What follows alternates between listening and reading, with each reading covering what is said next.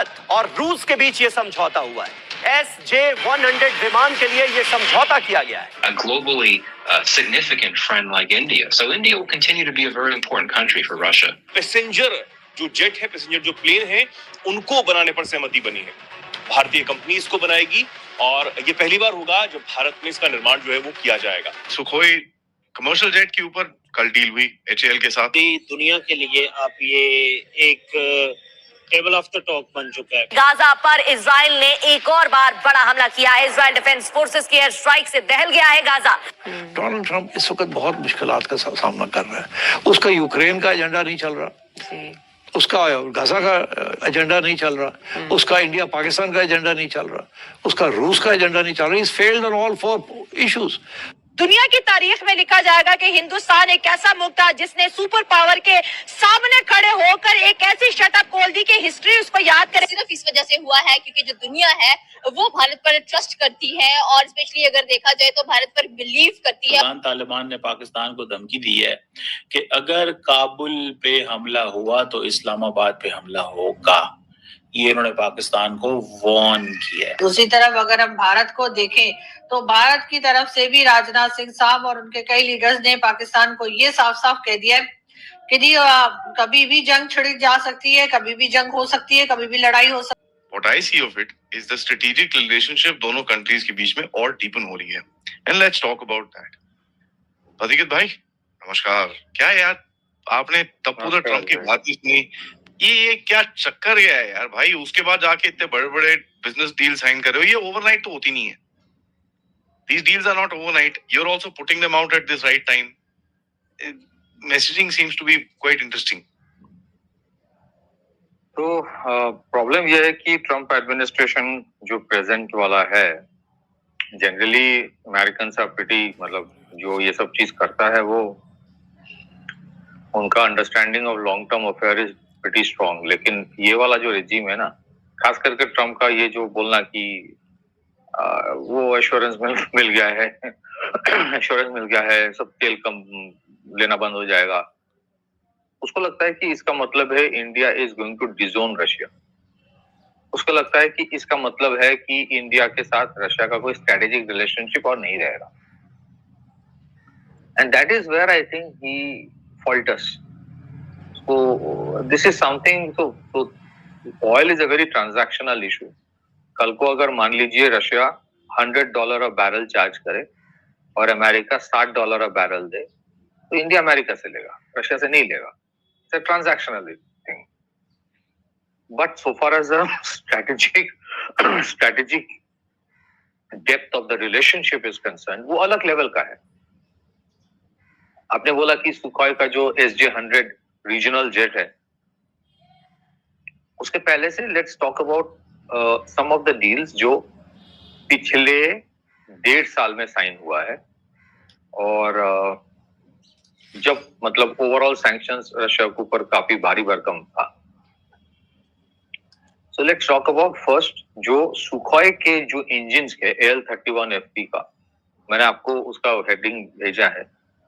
Sukhoi का जो first deal 2024 में हुआ था, 240 एडिशनल इंजिन्स HAL बनाएगा इंडिया में। हम ये कहकर अभी हम संभले भी नहीं थे कि जी तालिबान की तरफ से ये कहा गया या तालिबान की गवर्नमेंट की तरफ से ये कहा गया कि अगर पाकिस्तान ने काबुल पर अटैक किया तो उसके साथ ही जो है वो तालिबान की हुकूमत जो है वो इस्लामाबाद पे अटैक कर देगी। जी हाँ, ये बात की गई और साथ ही साथ जाहिर इस बात को लेकर हर तरफ जो है वो एक खलबली मच गई है और कहा यह जा रहा है कि जी तालिबान ने कहा है कि वो पाकिस्तान पे और पाकिस्तान के जो कैपिटल है इस्लामाबाद, वहां अटैक कर देंगे। आप बहुत से जो एक्सपर्ट्स हैं या बहुत से लोग जो अफगानिस्तान को थोड़ा बहुत जानते हैं, वो ये कहते हैं कि जी काफी दूर है इस्लामाबाद बॉर्डर से और उसके बाद ये कि बहुत ज्यादा डिस्टेंस है, जिसकी वजह से काबुल से या कह लीजिए कि अफगानिस्तान से इस्लामाबाद पर इस तरह से अटैक होना पॉसिबल नहीं है। लेकिन मुझे लगता है कि ऐसी बात नहीं है, इसलिए कि जैसे सभी जानते हैं कि TTP के लोग जो हैं वो तो KPK में आराम से घूम फिर रहे हैं। अब तो ये भी कहा जा रहा है कि TTP के लोग जो है यानी तहरीक तालिबान पाकिस्तान,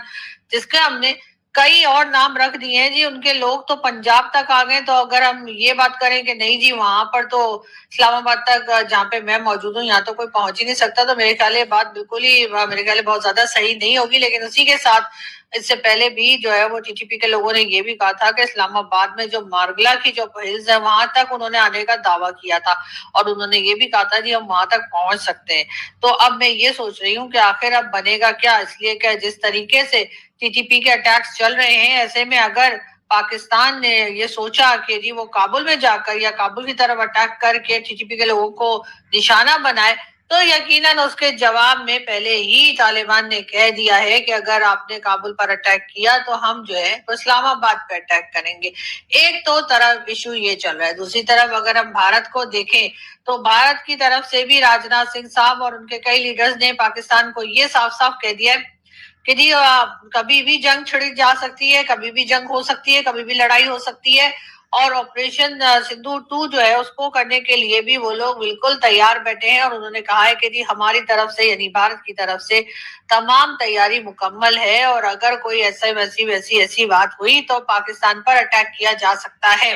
क्योंकि भारत ने अमेरिका को झटका दे दिया है, बहुत बड़ी ये झटका है दोस्तों।